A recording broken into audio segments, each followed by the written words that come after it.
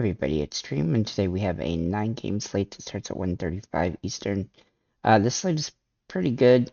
We have some good options across the board. Before I get started, can you guys smash that like and subscribe button? Really helps the channel a lot. Also, check out my core plays here. I have Ozzy Albies, Willie Adames, and Toscar Hernandez here on DraftKings.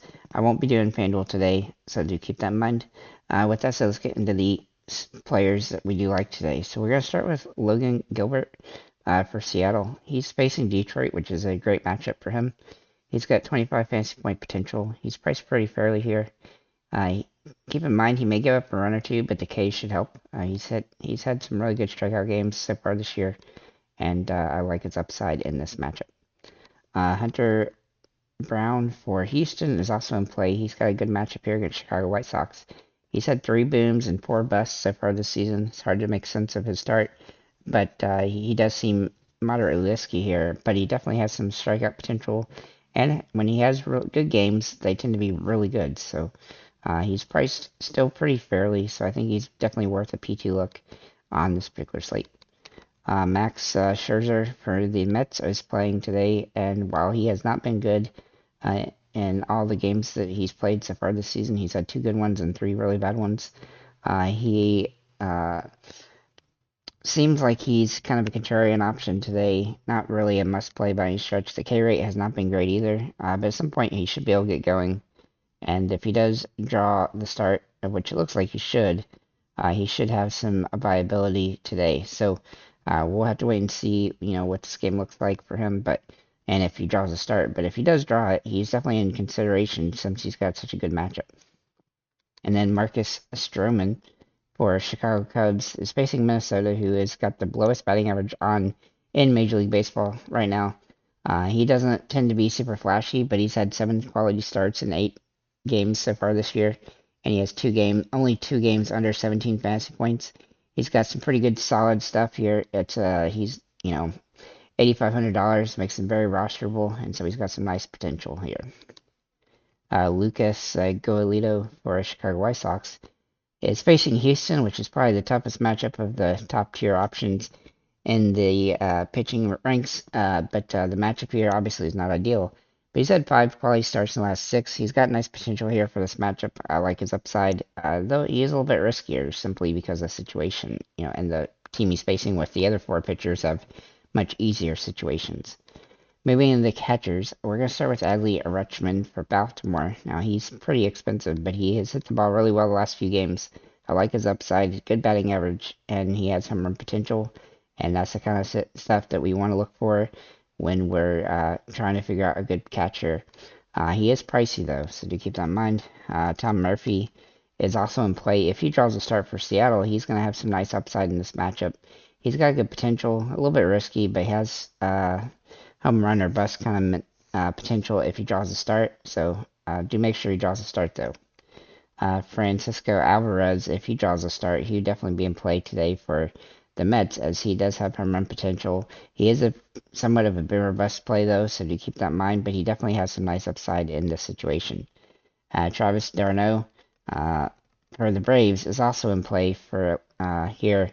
He's hit the ball pretty solid to start the season. Now, he did get hurt for a little while, so he still doesn't have a home run this year, but he is back now, and he should be good to go. And he has some nice upside when he draws a start against certain types of pitchers. I like his upside in this particular situation, so I think he's definitely in play, and he's priced really fairly.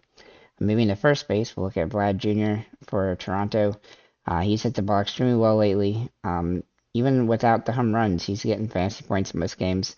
He is priced up a lot, so that is a concern, but he definitely has some utility here. Dan Vogelbach for the Mets is also in play. He's been a little bit risky, but he has home run potential. He's hitting the ball decently well. He does sometimes manage to score some decent fantasy points, even when he doesn't hit a home run, so that's nice as well. But he's super cheap, and he helps you pay up for other options. Brandon Belt is also in play for Toronto. Now, keep in mind that Toronto is facing the Braves bullpen, which does make it a little bit harder to roster Toronto because you don't exactly know which bullpen guys are going to go, but he definitely has some upside. He's hit the ball pretty good the last 5 or 6 games, and if he draws another start, he'll definitely be in consideration as kind of a Hail Mary play. Maybe in the second base, Ozzy Albies, he is my top play at this position. He's got some really nice upside here. Despite the fact he hasn't hit the ball very well the last 3 games, he definitely has potential. He started the season outstanding with 9 home runs already, and he's got really nice upside in this matchup against a really bad pitcher. Jeff McNeil for the Mets is also in play at this position. He's a little bit cheaper. He's hit the ball decently well lately, and I like his upside here. He's somewhat high risk, high reward, but he definitely has the potential.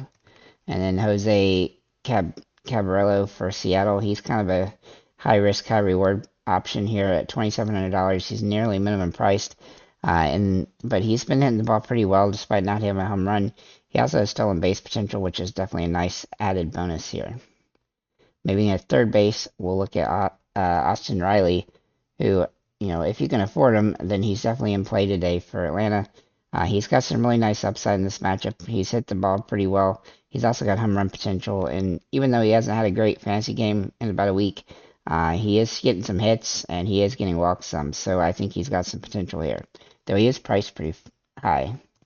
Gunnar Henderson is also in play for Baltimore. He's got some really good potential here. He is very home run or bust, but he had a nice home run yesterday. I look for him to continue to try to hit the ball better. He has started the season pretty rough, but again, he desperately has the home run potential, and he has stolen base potential to even get on, but he hasn't really got on all that much.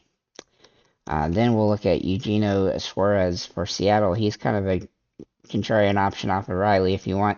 He's kind of in a similar situation. The batting average isn't perfect, but he does have a home run potential. He also has stolen base potential as well. I think he's had several so far this season, so I like his upside in this particular situation. But I definitely like Riley best. Willie Adames for shortstop from Milwaukee is one of my favorite plays on the slate. He hasn't been hitting the ball particularly great, but he definitely has that boom potential. He had 2 home runs a couple games ago, or 2 consecutive games, one each. So I think he's got some really nice upside here. He's got a great matchup here too, so that's gonna help him a lot.